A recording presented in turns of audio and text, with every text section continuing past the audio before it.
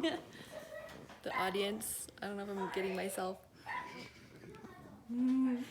Okay. Did you know the share of large household appliances that had to be replaced within the first 5 years grew from 7% in 2004 to 13% in 2013?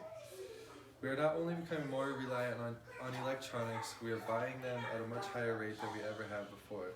We continuously replace old devices and appliances faster and faster. Where does it all go when we are done with them?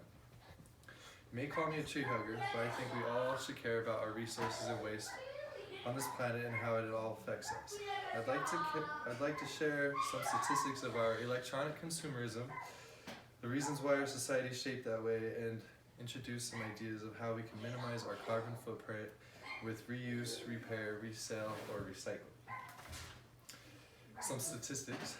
An estimated 50 million tons of electronic waste were dumped into landfill sites in mostly third world countries in 2017, which is up 20% from 2015. Of the $206 billion spent on consumer electronics in the US in 2012, only 29% of the resulting e-waste generated was recycled. Electronics contain hazardous elements such as mercury, lead, silver, cadmium, arsenic, and valuable elements such as copper, gold, titanium, and platinum. Susan Johnson of the Iowa Department of Resources said computer monitors and televisions built with cathode ray tubes can contain 4 to 8 pounds of lead. And every 1 million recycled cell phones saves 35 pounds of copper, 722 pounds of silver, and 75 pounds of gold. One important thing we hardly ever consider is toxic materials from our electronics seep into the into the ground when landfilled. Furthermore, that toxicity flows into water sources and increasingly during rainstorms. Some reasons behind those stats: there's very high competition in the industry, more than we've ever seen in our economy. Consumers demand for bigger and better items.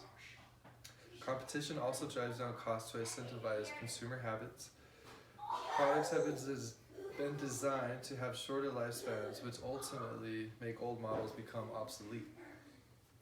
U.S. laws allow old electronics to be exported to other countries where devices are recycled in unenvironmentally and irresponsible ways to drive the cost down.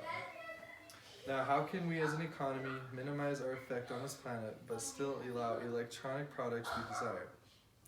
There are many routes to obtain this goal, but it requires an effort of every individual on all sides of government, consumers, and producers.